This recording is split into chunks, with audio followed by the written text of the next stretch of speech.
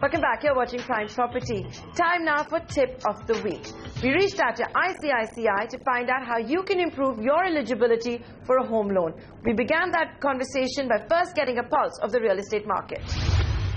We do see some amount of positivity in terms of customer wanting to buy a home. However, in terms of the real estate sales, we still see the bigger towns are not as good as the tier 2 towns. But I am optimistic that as more and more these initiatives for housing for all, the real estate regulation bills come into practice, and things should improve from here. Wow, in the last few years, we've actually been hearing how there's a bubble in the tier 2, tier 3 cities. You're painting a very different story, an opposite one, in fact. But can you tell me which are the cities that are doing better? Which ones would you say are the outperformers? See, I look at Bangalore being very steady. I see Pune to be steady.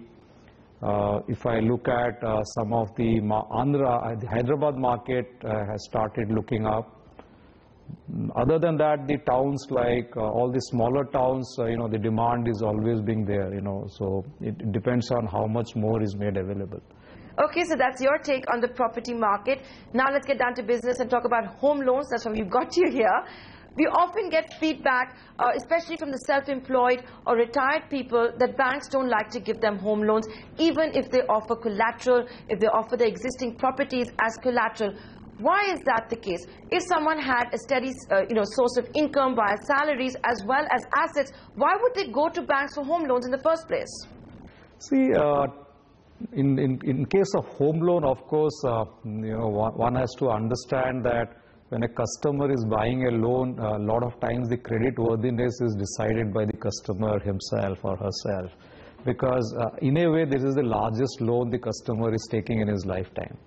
However, what banks do look at for sure is, based on the profile of customers, what is the kind of income he's drawing, and what kind of loans he is really seeking for.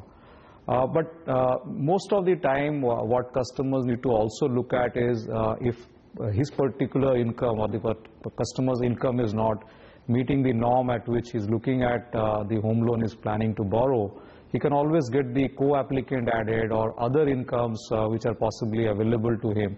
So through that, banks do look at overall eligibility of what the customer can borrow. But however, in home loans, the income, whether he can repay the loan, is extremely critical, because it's a 20-year loan. So both sides have to be very sure of what they are entering into. But again, what you said doesn't provide a solution to the self-employed, small businessmen, or even all of those that may have retired from several companies. They don't have an income. They can say, this is what I earn every month. What should they do?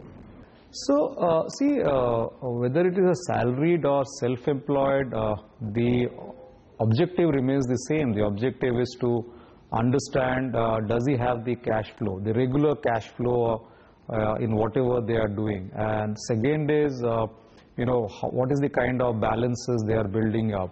The third thing, which obviously has become increasingly important in years, is the credit score. How is the credit behavior has been of the customer in past.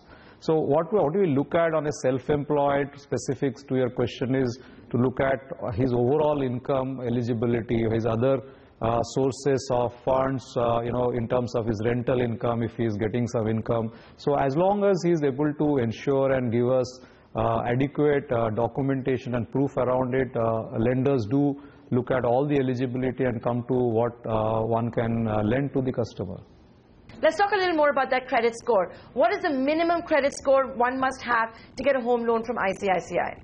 See, the credit score is one of the parameters in the bureau. So we do look at the credit score. By and large, if you look at credit score of anything above 750, 780, based on the product you are borrowing, one would say it's a good score. But in addition to the score, what one looks at, what are the kind of loans the customers have taken, and how long he has been in the bureau, and are there any non-payments or dues which are reflecting in his track. So it's a combination of all factors, but to answer it short, maybe a score of 750 for certain products plus is a good score to have. Okay, so that's the minimum credit score. Can you tell us what are the 3 big mistakes customers often make when they apply for a home loan?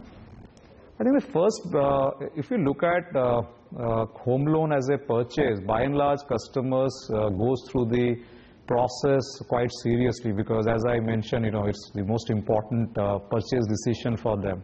However, certain mistakes which he or she might do is to actually understand, how much own contribution I should make on the loan and how much own contribution I should make for the purchase and how much loan I should take, because as per a guideline he might be allowed to take a loan of 80%, 75%, but I would always recommend, the more own contribution you put up, it's good for you because you end up paying lesser EMI.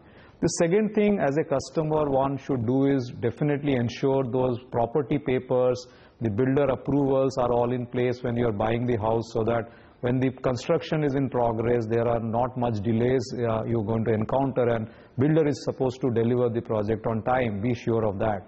The third thing is around the home loan document your customer is signing. He should understand all the clauses on which he's signing. Though it is far more simpler, there are efforts to make it simpler, but that's something he needs to know. And finally, the rate at which he is contracting, because this is very, very critical. One advantage which today customers have all got, because all loans are linked to IBase, that becomes additional transparency advantage for a customer. But I think these are common mistakes, like did I check the agreement properly when I signed? Did I look at all the approvals in place? And now let's talk about eligibility. What would you say are the tips you can provide our viewers on how they can improve their eligibility for a home loan?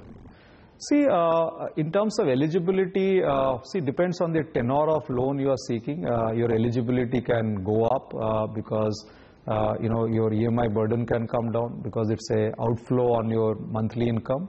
The other is if you are able to include a co-applicant who might be earning, can improve your eligibility.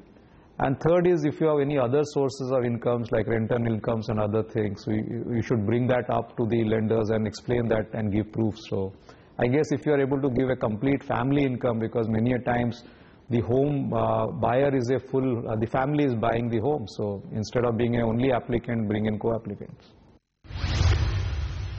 Next week, we get you more tips from ICICI, including on top-ups. We all know how difficult and cumbersome it is to get a top-up, especially around the time of a property registration. That's coming up for you next week. For now, we're going to go into a short break. On the other side, it's time for Prime Decor. This week, we'll discuss the ultimate decor, art.